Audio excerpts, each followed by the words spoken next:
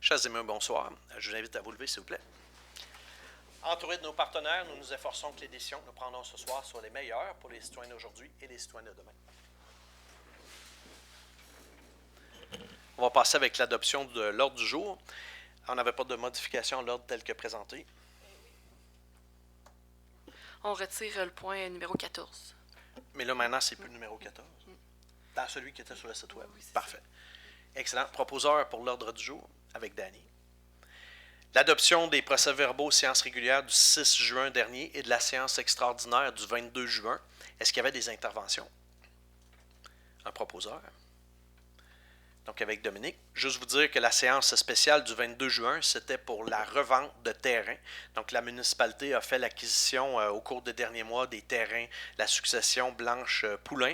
Et puis c'est déjà des terrains qui sont en train de se bâtir pour des nouvelles résidences. Donc c'est juste pour ça qu'on avait fait une séance spéciale.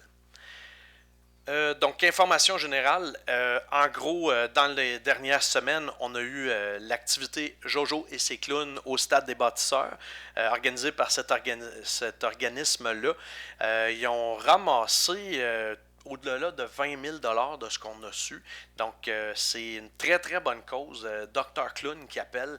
Donc, des personnes qui sont malades, puis que le fait de les égayer vient les aider à guérir. Fait qu'honnêtement, très, très belle organisation. Puis bravo à tout le monde qui ont participé à ça.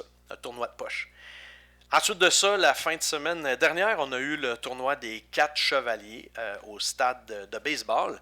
Ça aussi, ça a été une très belle activité qui a réuni beaucoup de monde. Et puis, il y a tellement eu de succès qu'ils ont manqué de bière. Fait que, honnêtement, merci à tous les bénévoles qu'il y a eu, autant au tournoi des 4 chevaliers que pour l'activité au stade des bâtisseurs également. Fait que, honnêtement, des activités de même, ça a réuni le monde, puis ça nous permet de festoyer. Fait que, encore bravo aux organisateurs. On est rendu à la correspondance. Il n'y avait aucune correspondance pour ça. Très bien. Autorisation de destruction des documents. On va détruire, dans le fond, les documents des archives qu'on n'a plus besoin de garder ici. Puis ça, c'est selon les recommandations d'un archiviste. Parfait. C'est une procédure que l'on fait depuis quand même plusieurs années. Beaucoup de documents maintenant sont numériques et puis on s'efforce de faire ça selon les règles. Donc, on a besoin d'un proposeur pour ce faire, s'il vous plaît, avec Danny, excusez-moi. Très bien. Résolution de concordance de courte échéance relativement à un emprunt par obligation au montant d'1 675 000 et qui sera réalisé le 20 juillet prochain. Donc, c'est un résiduel de prêt qui était pour la rue commerciale, donc les travaux autour de 2009-2010. En fait, les travaux, c'était en 2010, je pense, mais le prêt avait contracté en 2009. Et ensuite, c'est la partie non subventionnée du projet de la rue des Écoliers, rue Fecteau et une partie de la rue Veilleux qui a eu lieu il y a 2 ans. Donc, les redditions de comptes, toutes ces choses-là. Fait que donc, il faut faire l'emprunt à ce moment-là. Est-ce qu'il y avait d'autres détails? Non, ça compte. Parfait, proposeur. Avec Eric. Service sécurité incendie, achat de vêtements. Donc, c'est des vêtements pour les cérémonies un peu. Là. Exact. Quand ils ont des réunions, des cérémonies, c'est les chemises à manches longues, les chemises à manches courtes, les pantalons aussi. Parfait. Proposeur. Avec Richard. Mandat urbanisme, service conseil en urbanisme. On a eu le désistement, le départ en fait de notre urbaniste, Mme Vanessa Bolduc-Roy. Et donc, c'est ça, ça nous prend quelqu'un pour pouvoir remplacer. Évidemment, il va y avoir un concours, un appel de candidature. Mais pour l'instant, on est l'été, puis il y a des permis à donner, il y a toutes sortes de choses. Fait que pour ne pas tomber en manque de services, en bris de services, donc on va faire appel, entre autres, avec une firme qui nous offre un certain nombre d'heures. On est en démarche aussi pour avoir une autre firme d'ici là, pour qu'on ait suffisamment d'heures pour vaquer à toutes les occupations. Puis la firme en question, c'est Service Conseil Urbaniste avec Mme Vicky Saumur. Parfait. Un proposeur là-dessus avec Eric. Autorisation de la municipalité à notifier au propriétaire l'avis de son intention d'exercer le droit de préemption en vertu de l'article 1104.1.5 du Code municipal. C'est un dossier qui a lieu depuis quand même plusieurs années. Un droit de préemption, en gros, c'est que la municipalité a le droit de dire qu'on a un droit de premier regard. Autrement dit, si on dit on veut acheter ce terrain-là, mais il n'est pas à vendre, ben mec, qu'il le mette à vendre puis que quelqu'un fait une offre, ben, la municipalité a le droit de dire ben on est intéressé. Cette procédure-là a été lancée par la municipalité dans les derniers mois, dans peut-être la dernière année, pour le restant de terre de Mme Candide Fortin-Nadeau, donc tout près du terrain de baseball, et dont donc l'emplacement est quand même bien situé. Ce qui arrive, ben, c'est que la maison a été mise à vendre, mais qui comprend la propriété au complet. Donc la maison, l'ancienne grange et puis la partie de terrain. Évidemment, pour la municipalité, ce qui était d'intérêt, c'est la partie de terrain. Cependant, ben, c'est ça, il y a eu des offres et puis donc le montant actuellement de 345 000 a été reconnu comme l'offre qui a été acceptée par la succession. Donc, la municipalité a le droit de faire l'acquisition au montant de l'offre qui a été acceptée. Et ensuite, bien sûr, la municipalité n'a pas d'intérêt pour la maison. Donc, et il y a un acquéreur. L'acquéreur qui avait fait cette offre-là a probablement un intérêt donc d'une partie du terrain qui était moins priorisé par la municipalité. Donc, ce qui va arriver, c'est que nous, on fait l'acquisition de tout et puis on va revendre. Donc, dès ce soir, dès demain, on va faire un avis pour remettre en vente la maison avec l'ancienne grange qui est dessus. Donc, les modalités, comment ça fonctionne, c'est plus offrant pour une période. Là. Exactement. Et dans le fond, les gens vont pouvoir offrir le montant qu'ils désirent et la personne qui va offrir le montant le plus haut va acquérir la maison. Très bien. Est-ce qu'il y avait d'autres détails à donner là-dessus? Non. Parfait. Un proposeur là-dessus avec Jérôme. Adoption du règlement 291-2026 sur la gestion contractuelle abrogeant les règlements numéro 265-2024 et 196-2021 sur la gestion contractuelle de la municipalité. C'est une mise à jour que le gouvernement nous demande de faire. Donc, on ne s'est pas levé un matin et on a dit hey, on va changer ça, mais c'est dans des nouvelles modalités là, pour être plus encore ça coche. Est-ce qu'on a plus de détails spécifiques sur ce que ça consiste là, en concret? En fait, c'est la priorisation des entreprises locales. Oui, ce qui est très souhaitable. Plus particulièrement, oui. Parfait. Et donc, ce soir, c'est l'adoption. Donc, un proposeur là-dessus avec Dominique. Adoption du règlement 292-2026, aménagement de tuyaux et ponceaux dans les fossés contigus aux chemins municipaux abrogeant les règlements 164-2018 et 269-2025 sur le même sujet.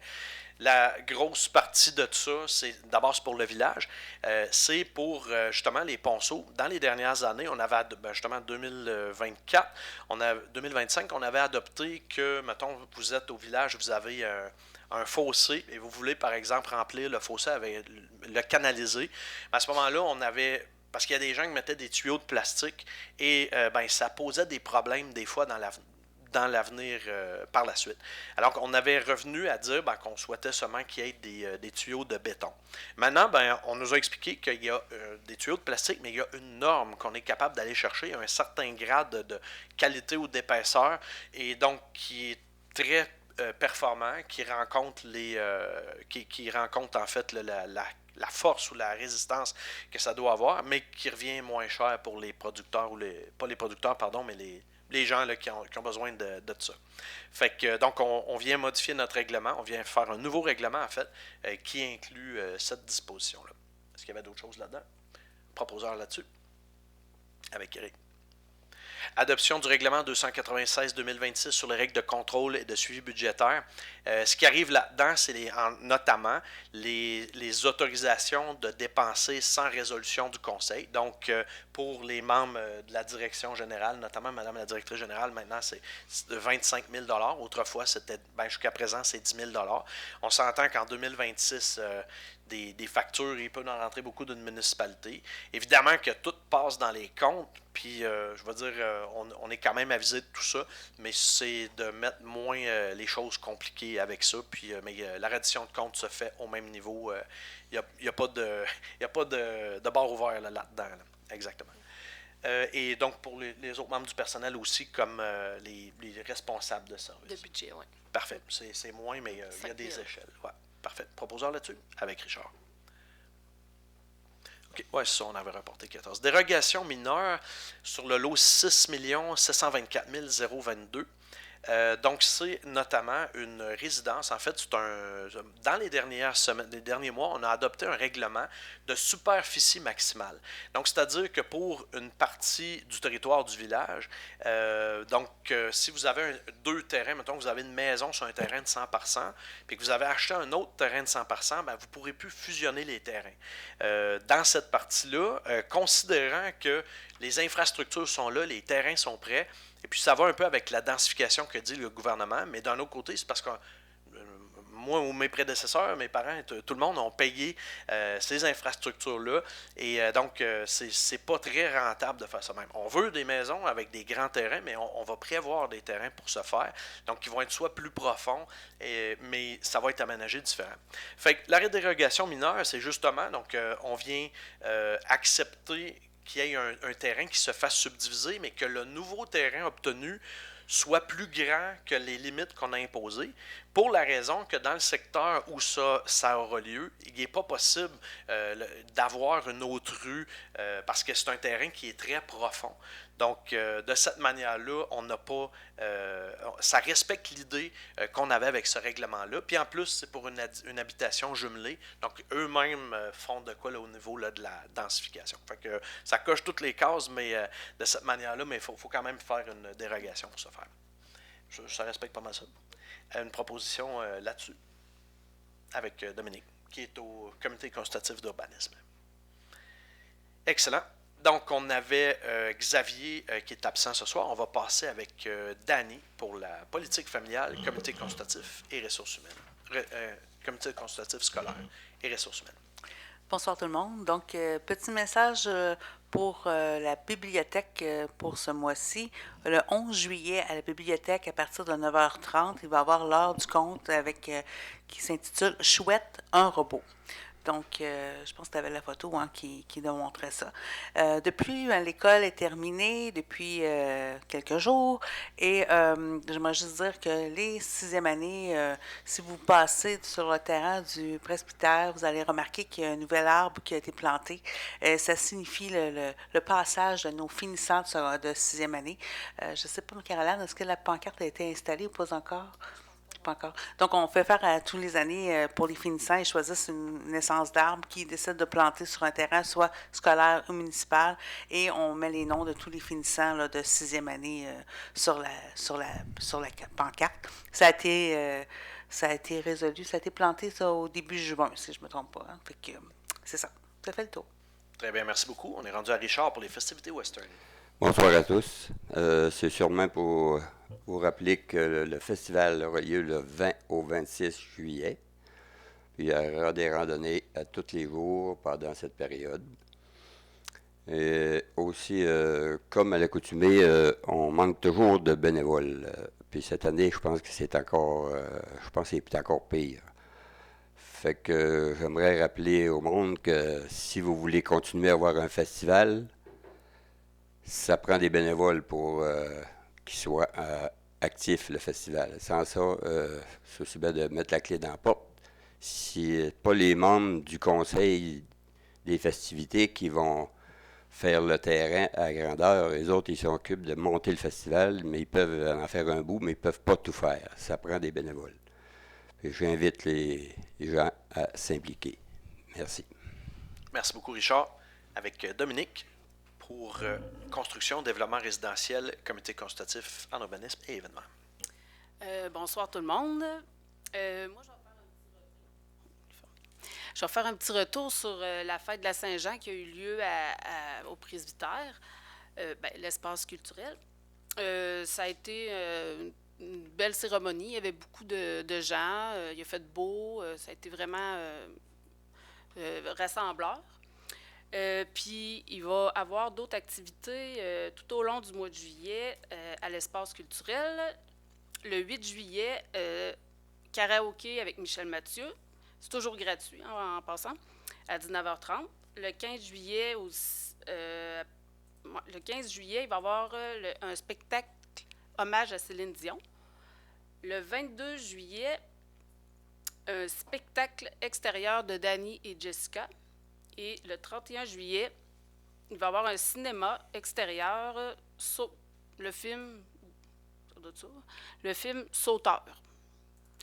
Donc, c'est ça, ça résume. Excellent, merci beaucoup. Avec Éric pour ce qui est de l'environnement, CDI et culture et patrimoine. Dans le fond, ce que j'ai aujourd'hui, c'est pour le 13 juillet, c'est la Festidémol qui aura lieu à midi au 238 rue Saint-Joseph. 18 juillet. Non, j'ai le 13, moi, ici. En tout cas, C'est le 18. C'est le 18 juillet. Remis au 19 juillet en cas de pluie. Ça marche mieux de même.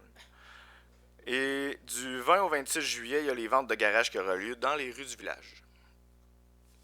C'est tout. Merci. C'est parfait, merci beaucoup. Avec Jérôme pour l'association au lac aux Cygnes et l'association au lac Fortin. Alors, bonjour à tous. J'ai assisté en compagnie de M. le maire Jonathan à la rencontre de l'Arlac le 28 juin dernier. C'était une très belle rencontre. L'Arlac, c'est l'association au lac aux Cygnes.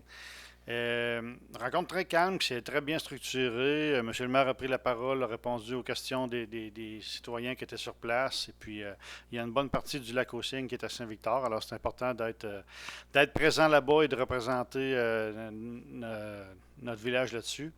Et puis, on a parlé aussi de synchroniser les réglementations avec Saint-Benoît, puisque l'autre partie du lac aux Cygnes est à Saint-Benoît. Donc, on parle des règlements de reboisement au niveau des berges, règlements de débarquement de bateaux, de lavage de bateaux. On a expliqué qu'à Saint-Victor, maintenant, on a une station de lavage pour les bateaux spécialement conçue pour ça. Donc, les gens de Saint-Victor, puis même les gens de Saint-Benoît, dans le fond, peuvent venir utiliser la station de lavage à Saint-Victor s'ils en ont besoin. Une félicitation toute particulière à Mme Lisa Jolicoeur, qui était présidente de l'association et qui maintenant se retire de l'association. Donc, félicitations pour son travail et son bénévolat au sein de l'Arlac. Même chose la semaine suivante, donc le 5 juillet hier, avait lieu la rencontre de l'APELF, l'Association pour la protection de l'environnement du lac Fortin. Environ 80 personnes sur place. J'étais sur place avec M. le maire aussi. M. le maire a pris la parole là aussi. Un peu les mêmes dossiers, parler des rues autour du lac et puis différents dossiers, là, répondre aux questions des citoyens et répondre aux questions des riverains, plutôt, devrais-je dire. Une chose que j'avais jamais vue en 25 ans, il y a eu des élections pour les 4 postes à combler au sein de l'APELF. Alors, sur 4 postes à combler, dans toute l'Assemblée, il y avait 5 personnes qui étaient intéressées à embarquer dans le conseil. Fait qu'on a dû faire des élections.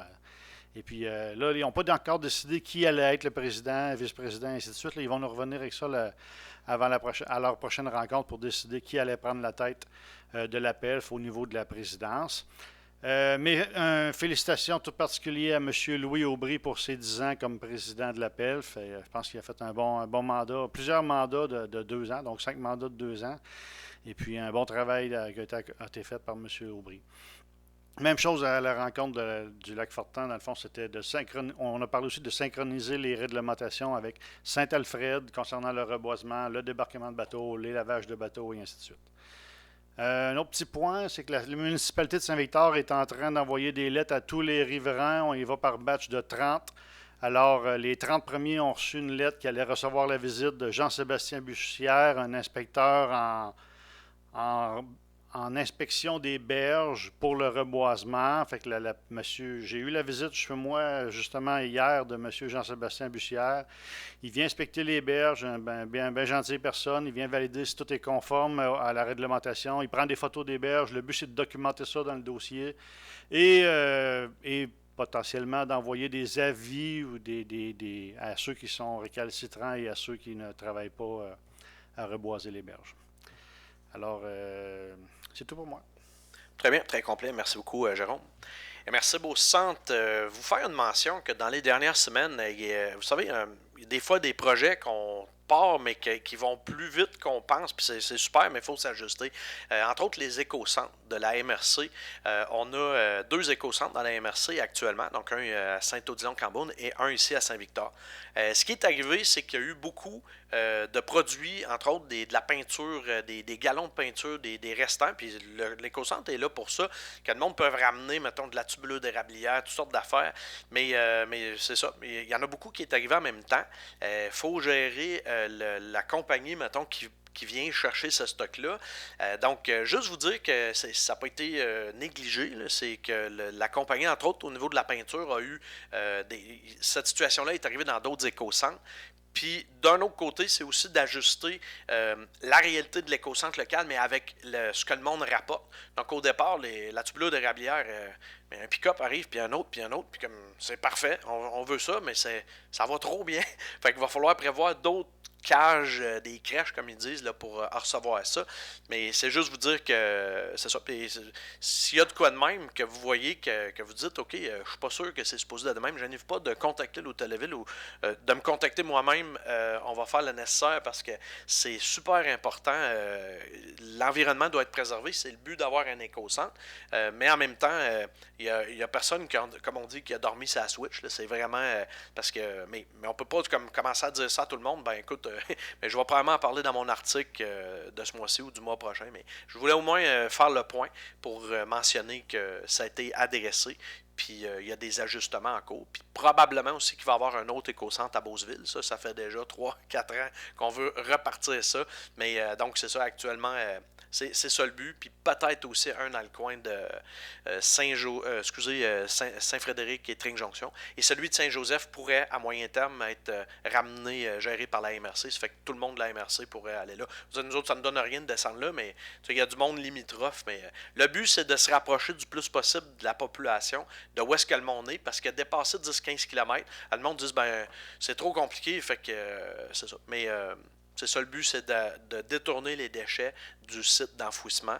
Donc, c'est bon pour l'environnement, mais c'est bon pour le portefeuille parce que les pénalités à l'enfouissement sont de plus en plus salées. Fait qu'on tient à l'environnement et à l'argent, les deux. Il faut s'occuper de ça. Voilà.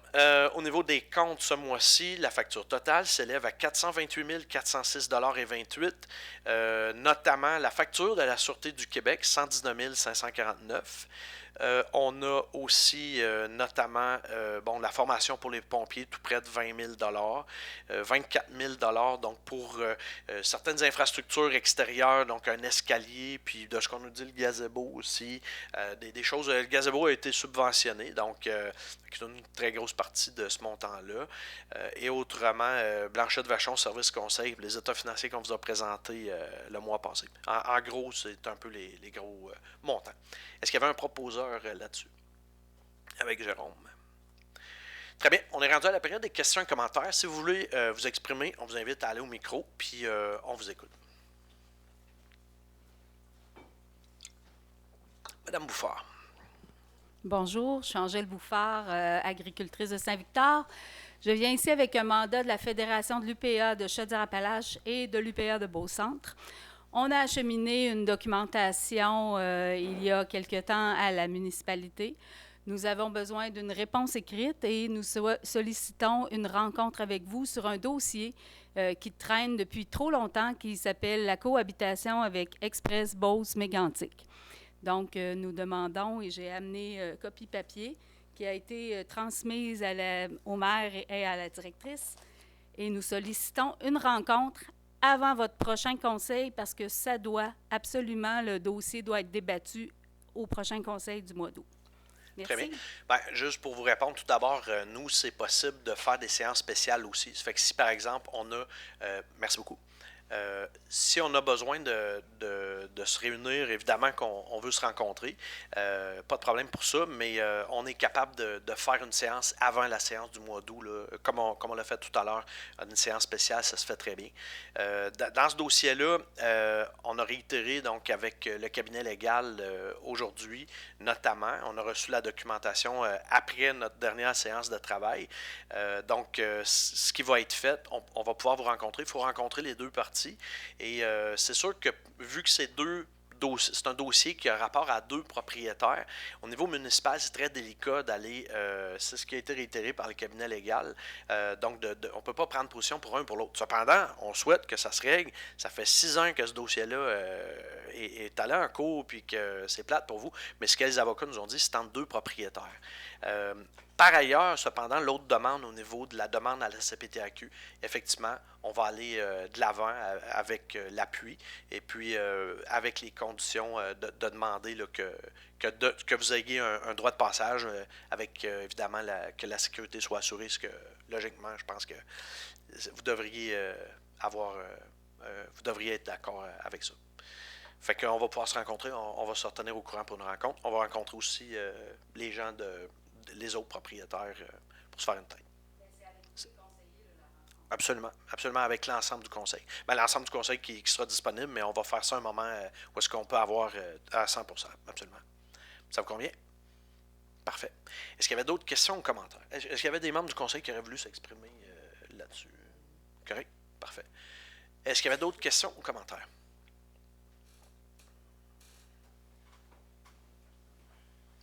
Monsieur Fluet. Bonsoir, Guy Fluet, résident du 4e rang nord à Saint-Victor. Je pense que vous êtes déjà un petit peu au courant pourquoi que je viens ici ce soir. C'est la deuxième fois que je viens pour la même raison. On se demande un peu comment ça que dans notre coin, le calcium semble coûter trop cher pour qu'on ait en même temps que les autres. J'étais déjà venu ici m'exprimer, ça avait donné du résultat. Là, je commence à penser à d'autres solutions. Moi, nous autres, sur notre terrain, on a un lac artificiel, on a de l'eau en quantité. J'ai songé à m'acheter une citerne puis à arroser avec de l'eau si le calcium coûte trop cher. En passant, ça coûte quoi au kilomètre ou au mille l'épandage du calcium? Avez-vous une idée? Est-ce qu'on a cette information? Oui, on a l'information, mais là, il faudrait que j'irais voir c'était combien exactement. Mais approximatif, là. C'est en bas d'$1, je pense, du litre. Je vais aller voir, je ne vais pas vous dire... Mais en réponse à ce que vous mentionnez, monsieur, moi je peux vous dire qu'il n'y a pas eu de décision du Conseil de réduire l'épandage. La seule modification qu'il y a eu, qui remonte du temps que Kathleen Veilleux était directrice générale, c'est que puis le montant, je veux dire, évidemment, il y a l'inflation, fait qu'il est augmenté d'année en année, progressivement, c'est que ce qu'on mettait, mettons, au printemps, après la fonte des neiges, puis que la grédeur a passé, on le mettait, mais sur 2 shots. Puis c'est ça qu'on fait depuis ce temps-là. Les citoyens ont apprécié davantage cette manière de faire-là. Il y a 2 passages, je ne peux pas vous dire la date, mais c'est un passage à la fonte des neiges, puis vers l'automne. Excusez, mais la première shot arrive tard. On est pas mal avancé dans la saison, là. La poussière, elle ne commence pas au mois d'août. Là. Madame la directrice, est-ce que vous avez des éléments à mentionner, puis je pourrais compléter? Bien, le retard, qu'est-ce qui explique le retard présentement? C'est dû au fait que la niveleuse a brisé. Présentement, ils ont reçu la pièce. Ça va, dans le fond, ils vont tout faire ça, grader mercredi, puis la poussière va être posée après, dans la même journée. Mais en fait, puis le fait que vous avez été en dernier aussi, c'est le fait qu'il y a eu du rechargement dans le 4e rang. Donc, ils ont voulu tout finir le rechargement, puis après ça, tout faire une passe au complet aussi. Puis ils font toujours une rotation où est-ce qu'ils commencent à chaque année. En tout cas, je pense que la rotation a fini toujours dans notre coin. En tout cas, ça fait 2 fois que ça arrive, là. Si ça arrive une 3e fois, là, quitte à faire de la prison, ça n'arrivera pas une 4e fois, je peux vous le dire.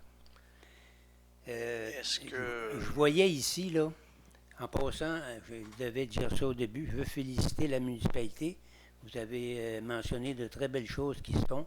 J'en suis très content, mais il y a des affaires de l'autre côté de la médaille qui sont un peu moins intéressantes. Mais ce que vous venez de mentionner, monsieur, on est d'accord que ça ne se prévoit pas une machine qui brise, puis il y a eu énorme...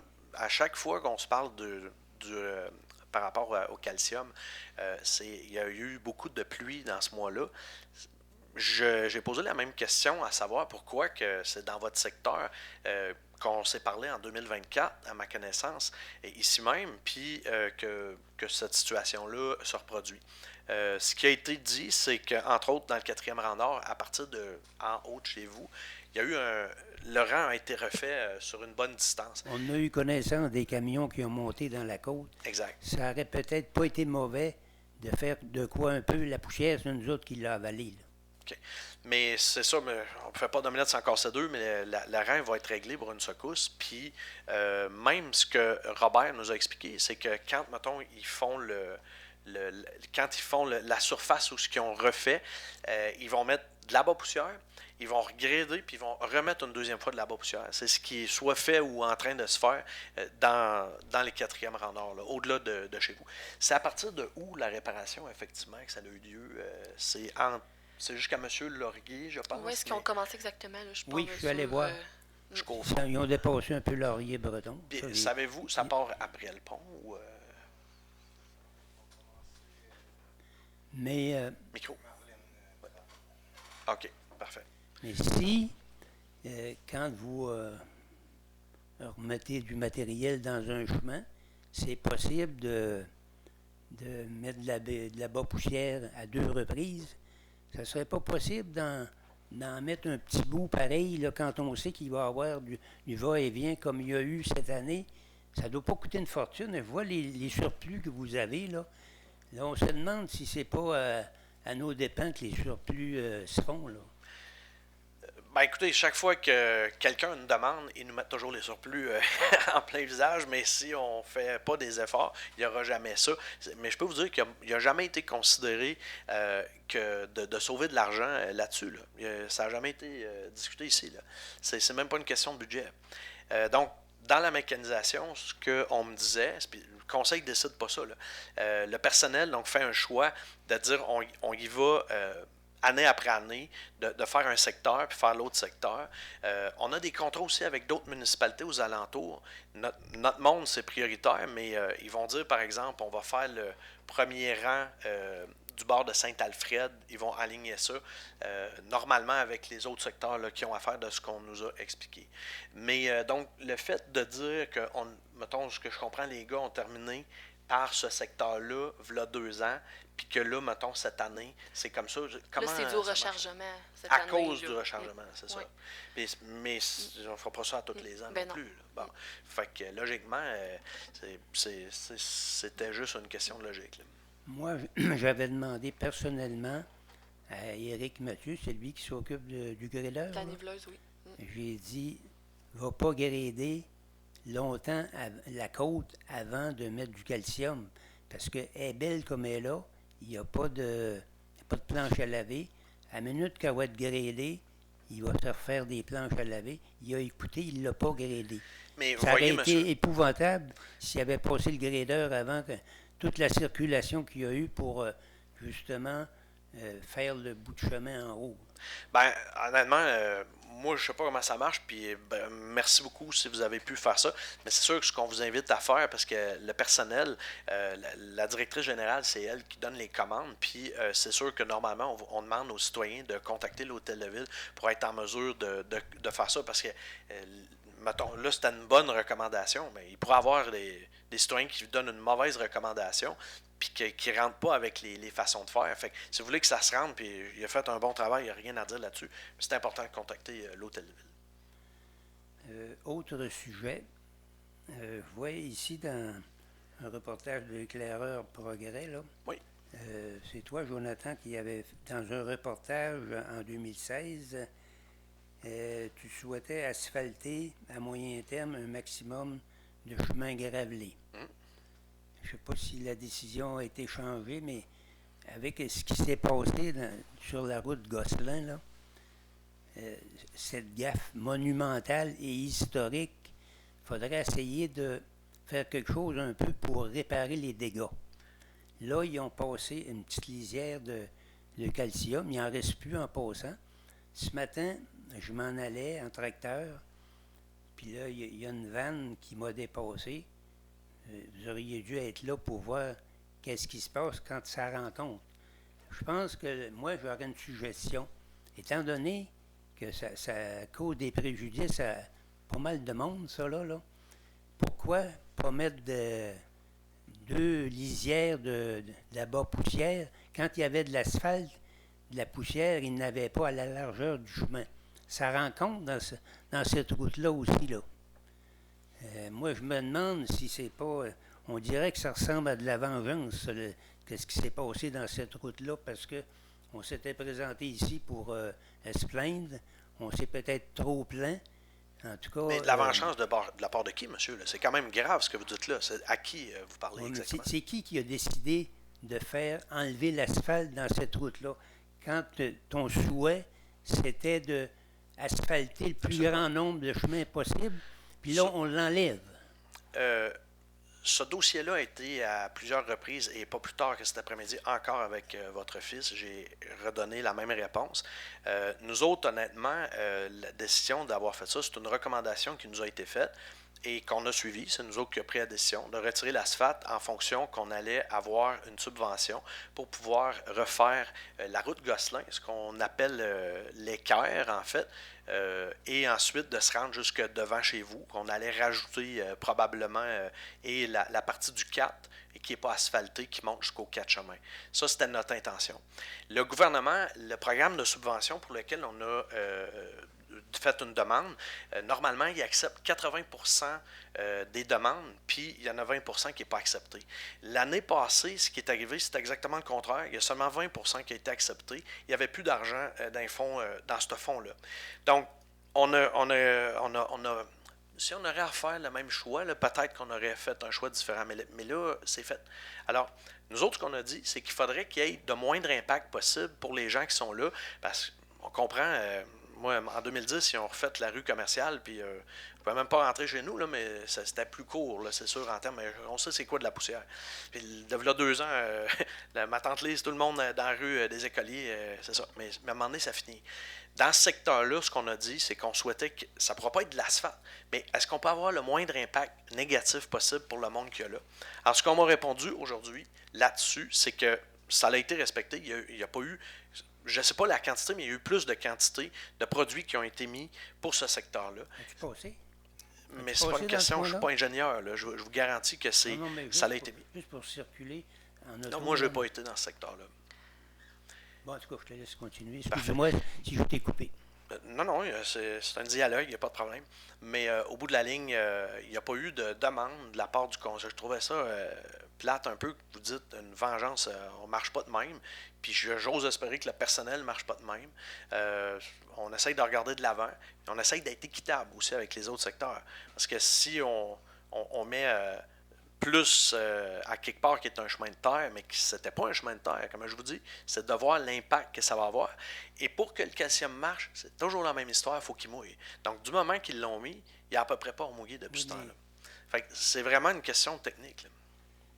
C'est hors de notre décision. Est-ce que ça pourrait être une solution d'en mettre plus large et quitte à l'arroser après? Écoute, il y a de quoi faire, là, parce que il y en a plusieurs qui ne trouvent pas ça drôle pantoute, là, puis je pense qu'ils n'ont pas tort.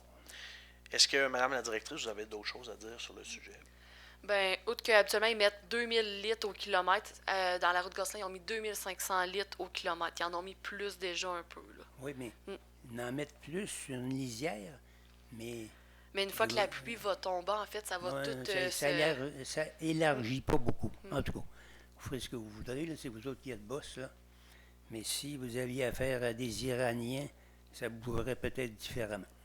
Je vous remercie, puis je m'excuse si je vous ai provoqué. Ben, rien là. Je me mets à votre place, je comprends ça, mais normalement, dans votre secteur, vous allez avoir un beau 4e rang nord. Puis d'autre part, ben, normalement, par après, le calcium va faire son effet, mais il faut être patient là-dessus. La route Gosselin, encore une fois, ce secteur-là, on est en redemande de subvention. Puis à chaque fois qu'on fait la demande, il faut faire mettre à jour le document. Ça coûte une affaire de peut-être 3000 $, je pense, pour faire remettre ça à jour. Puis on le fait parce qu'on veut avoir la subvention. Fait que on espère qu'on va avoir la possibilité de l'avoir cette année, mais on est en cheminement là-dessus. Excellent. Pas de problème. Merci beaucoup. Est-ce qu'il y avait d'autres questions ou commentaires? Ça fait le tour. Fait qu'on aurait la levée de la séance. On aurait besoin d'un proposeur, s'il vous plaît, avec Danny. Fait que je vous remercie beaucoup à tout le monde. Puis donc, on se voit aux festivités western et autrement la prochaine séance au mois d'août. Excellente soirée. Merci.